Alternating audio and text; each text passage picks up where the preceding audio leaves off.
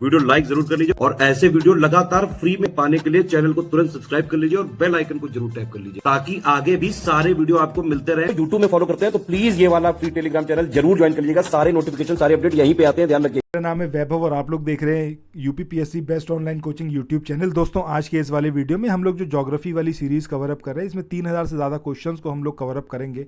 उसी क्रम में आगे बढ़ते हैं और नेक्स्ट जो क्वेश्चंस है उनको कवर अप करते हैं। सो अगर आपने अभी तक इस सीरीज़ को फॉलो करना स्टार्ट नहीं करा है तो सबसे पहला काम करिए कि चैनल को सब्सक्राइब करिए, नोटिफिकेशन बेल के आइकन को प्रेस करिए और फिर प्लेलिस्ट में जाकर हर एक वीडियो को ज़रूर देखिए। बहुत ज़्यादा इंपॉर्टेंट ये क्वेश्चंस हैं, एग्जामिनेशन में आपको 100% यहाँ से क्वेश्चंस देखने को मिलेंगे। चलिए शुरू करते हैं आज के अपने इस वीडियो को। पहला यहाँ पर क्वेश्चन है कि निम्नलिखित में से कौन एक रवि फसल है। अब ये कपास है, मक्का है, अरहर है या फिर ये सरसों है। सो दोस्तों इस क्वेश्चन पे जाएं, मतलब इसका आंसर मैं आपको बताऊं उससे पहले कुछ एक इंपॉर्टेंट बात करते हैं। किसके बारे में? रवि की फसल के बारे में।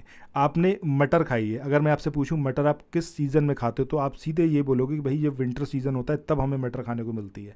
अब जो हम रवि की फसल की बात करेंगे तो ऑब्वियस सी बात है कि ये तो हमें समझ में आ गया कि भाई ये जो है इसकी फसल हमें किस टाइम पर खाने को मिलेगी, जब हमारा विंटर धीरे धीरे ख़त्म हो रहा होगा उस टाइम के आसपास। ठीक है, तो इसका मतलब है बुआई तो उससे पहले होगी।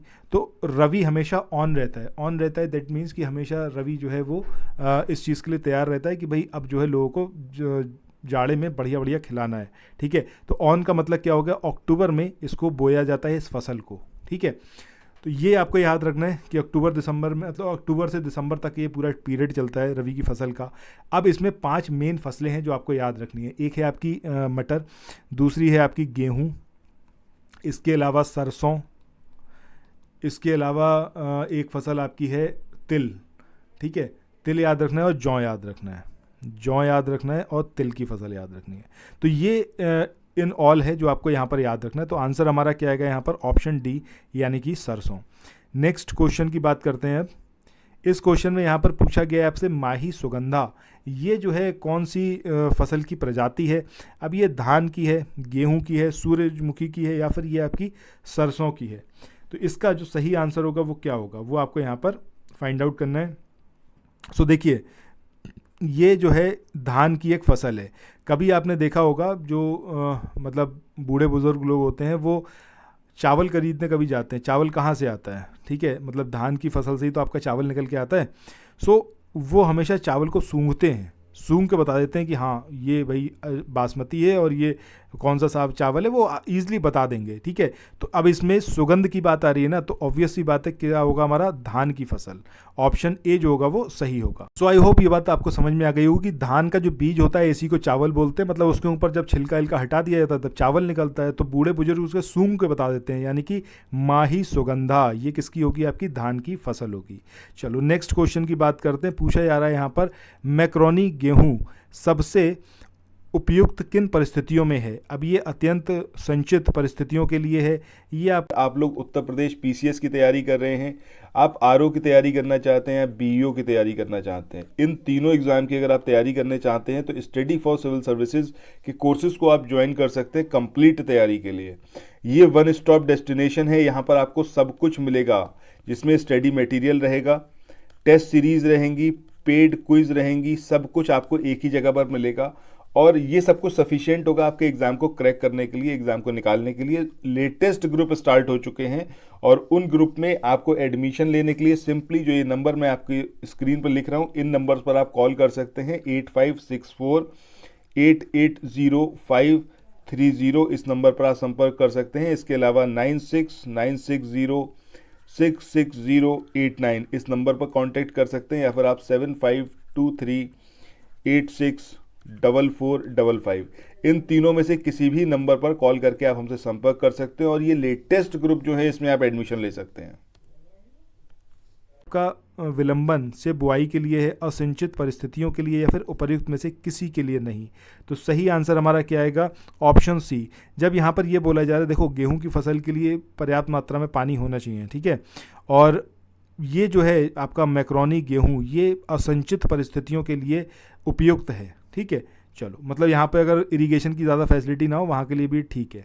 इसके बाद अगला यहाँ पर क्वेश्चन है जिसमें पूछा गया है राज 3077 एक प्रजाति है मक्का की, ज्वार की, धान की या फिर गेहूं की। तो सही आंसर हमारा क्या आएगा? ऑप्शन डी, यानी कि गेहूं की एक प्रजाति है, उसका नाम क्या है? राज 3070। नेक्स्ट क्वेश्चन पे चलते हैं। पूछा गया है यहाँ पर पूसा सिंधु गंगा एक प्रजाति है गेहूं की, धान की, मसूर की या फिर चना की। तो सही आंसर हमारा क्या आएगा? गेहूं की। गेहूं की एक फसल है आपकी पूसा सिंधु गंगा, और अभी हमने देखा है राज 3077, ये भी एक प्रजाति है किसकी? गेहूं की। इसके बाद मूव ऑन करते हैं नेक्स्ट क्वेश्चन पे। पूछा गया है कि निम्नलिखित में से कौन सा एक गेहूं की फसल का रोग है? अब ये ब्लास्ट है, ये टिक्का है, ये डस्ट है या फिर रस्ट है? तो सही आंसर हमारा क्या आएगा? ऑप्शन डी, यानी कि रस्ट। ये एक तरीके का रोग होता है गेहूं की फसल में।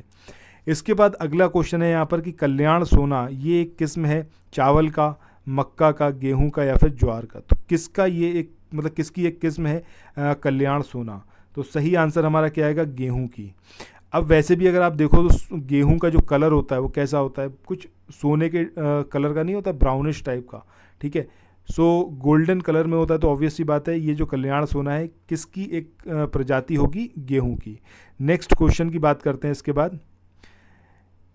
इस क्वेश्चन में यहाँ पर पूछा गया है आपका ट्रिटिकेल निम्न में से किन दो के बीच संकर या फिर क्रॉस है? ये जौ और राई के बीच में है, गेहूं और जई के बीच में, गेहूं और जौ के बीच में या फिर गेहूं और राई के बीच में। तो सही आंसर हमारा क्या आएगा? ऑप्शन डी, यानी कि गेहूं और राई इन दोनों का जब क्रॉस कराया जाता है तब क्या निकल के आता है? आपका ट्रिटिकेल। इसके बाद मूव ऑन करते हैं नेक्स्ट क्वेश्चन पे। पूछा गया है यहाँ पर कि धान की उत्पत्ति हुई थी यूरोप में, दक्षिण पूर्व एशिया में, दक्षिणी अमेरिका में या फिर उपर्युक्त में से कहीं नहीं। तो सही आंसर हमारा क्या आएगा? ऑप्शन बी, यानी कि साउथ ईस्ट एशिया में धान की उत्पत्ति हुई थी। इसके बाद मूव ऑन करते हैं नेक्स्ट क्वेश्चन पे। पूछा गया है कि निम्नलिखित में से कौन सी एक खरीफ की फसल है? अभी जब हम बात कर रहे थे रवि की फसल की, तो रवि की 5 फसलें इंपॉर्टेंट थी, जिसमें गेहूं था, सरसों था, आपका तिल था, ठीक है, जौ था और आपका मटर थी, ठीक है। अब यहाँ पर दूसरा एक और फसल के बारे में बात करी जा रही है, वो है आपकी खरीफ। तो जब हम खरीफ की फसल की बात करते हैं तो खरीफ की फसल आपका जुलाई अगस्त के आसपास जो है इसकी बुआई होती है, और इसकी जो कटाई होती है सितंबर अक्टूबर के आसपास होती है।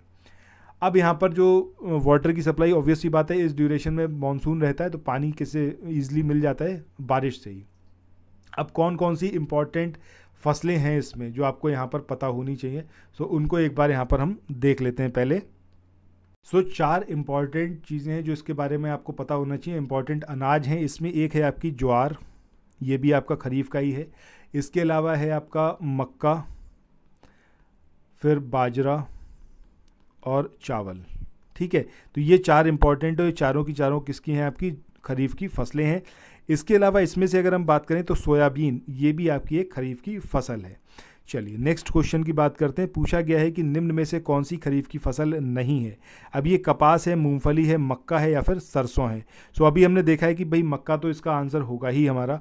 सरसों अभी हमने देखा था कि सरसों ये किसकी क्रॉप है? ये है आपकी रवि की, ठीक है। तो आंसर हमारा क्या होगा? Option D.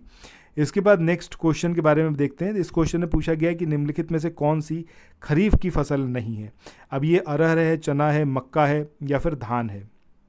कौन सी है जो कि आपकी खरीफ की फसल नहीं है? तो ये चना जो है ये खरीफ की फसल नहीं है। नेक्स्ट क्वेश्चन की बात करते हैं।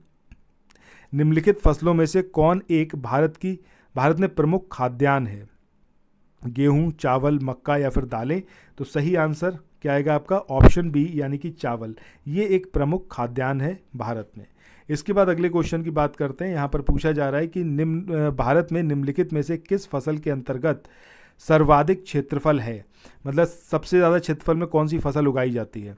गेहूं, गन्ना, मक्का या फिर धान? तो सही आंसर क्या आएगा हमारा? ऑप्शन डी, यानी कि धान, जिसके जो बीज होते हैं फाइनली वो क्या कहलाते हैं? आपके चावल। इसके बाद आज के इस वाले सेशन के आखिरी क्वेश्चन की बात करते हैं कि भारत में चावल की खेती के लिए या फिर उसके अंतर्गत सर्वाधिक क्षेत्रफल ये कहाँ पर पाया जाता है? आंध्र प्रदेश में, उड़ीसा में, उत्तर प्रदेश में या फिर वेस्ट बंगाल में? तो सही आंसर क्या आएगा हमारा? ऑप्शन सी यानी कि उत्तर प्रदेश।